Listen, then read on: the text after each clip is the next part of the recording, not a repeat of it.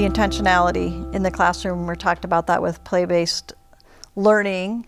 I also think there's a big piece of it that's differentiating with where kids are at, whether that's what they're interested in or their developmental needs.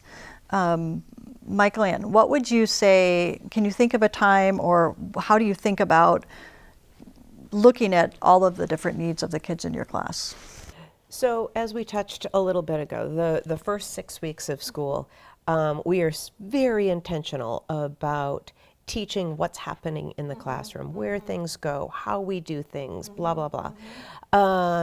At that point, I am watching the kids all the time. I have an observation notebook. I'm writing notes about each child. So I know that, Crew loves sports, but maybe Emma, she doesn't really like balls, and, but she's really good at, fine motor, things. Right. So then I would very intentionally match children up, so maybe Emma and Crew would be together, and, they would work on something that both of their skills come together. Like that play partnering. Yep. I've also seen teachers do it where it's like, okay, that can be a peer model. So one child might be really strong in an area and another might not have the confidence like you were talking about, and partnering. That's such a great way to think of it. Absolutely. Yeah. So Claire, you have a class typically that's twice the size of a Berry Patch pre-K class. My last year's class was 21 at my fullest, which is pretty small in comparison to some other places that I've taught as well. You have 21 different kids in your class. What wisdom would you say for pre-K teachers on how to look at these kids individually? One thing I would talk about is wherever they come in at is okay. Good. Mm-hmm. They don't need to come in knowing the alphabet, knowing how to do everything. That's the point of kindergarten, is to learn it. So, knowing when you come in, I've had some kids who had no preschool experience at all, and I have some kids who've done preschool since birth. So knowing kind of that background and where they come from is really good as a teacher to know, but also knowing that teachers are trained to be able to differentiate. And in my class, we had center and rotation time. So I chunked the kids by different abilities, and we spent and worked on specific skills that they needed for that academically. Social emotionally, if there are kids that have social emotional needs, we do lessons based on those needs. If a conflict on the playground comes up, okay, let's do a role play and work through it. So, as kids are showing a need and a skill, whole group, small group, we will, teachers work on them. And so knowing that teachers have a plan, once they get to know your child, and they're able to take the information from observations, from, we do assessments, thank you. They come in, we do assessments, and just that piece, getting to know them there, where they're at, can launch them into success for the rest of the year. But the big thing is that everyone comes in different, and it's okay wherever they're at. That's such a good reminder for parents, right?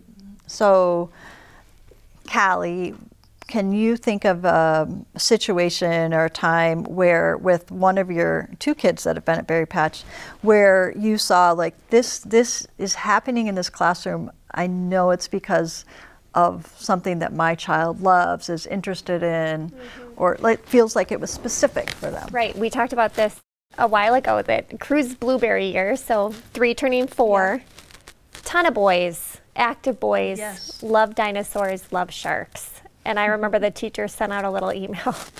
She said, there's a really heavy interest. We're going to move forward and do a unit on dinosaurs and a unit on sharks. And I immediately thought, oh, those poor little girls, but they were also, they were interested too. And they thought, well, they're going to learn some new things about, dinosaurs and sharks. And then they probably did a unit on something that was more catered towards the other, kids in the group. But he loved it. I mean, and it makes going to school that much more fun when they're learning about things that they enjoy. Totally. And they're 3. It doesn't have to be that serious. They saw an interest and they moved forward with it. So. Yes, we talk a lot about that as a staff, child-led learning. Right. And really the beginning of the year and throughout the year, but having the teachers thinking about, okay, what are you noticing these kids are gravitating towards? Or one teacher, I can remember she had a little guy in her class, and every time they went out on the playground, he would lift up any logs or whatever and find worms.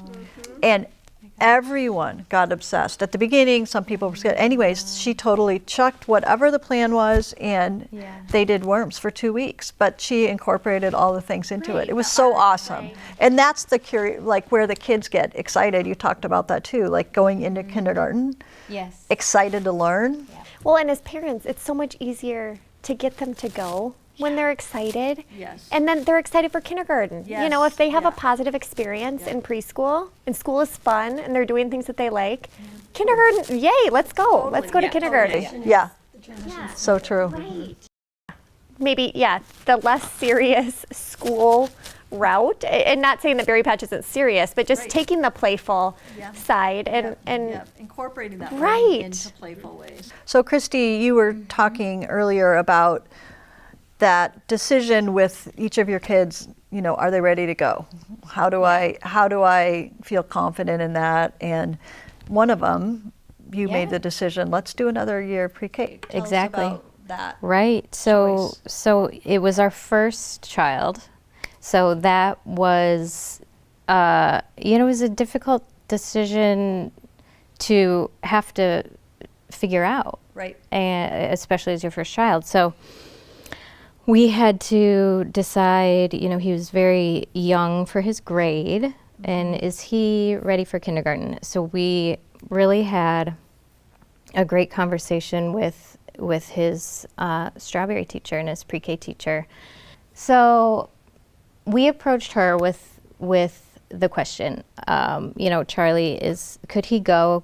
What should we do? What do parents do? Do they hold him back every time? Do they send him? He will be 5. Technically, he should go. And we had a really great conversation with her, and we came to this decision that he should wait. Okay.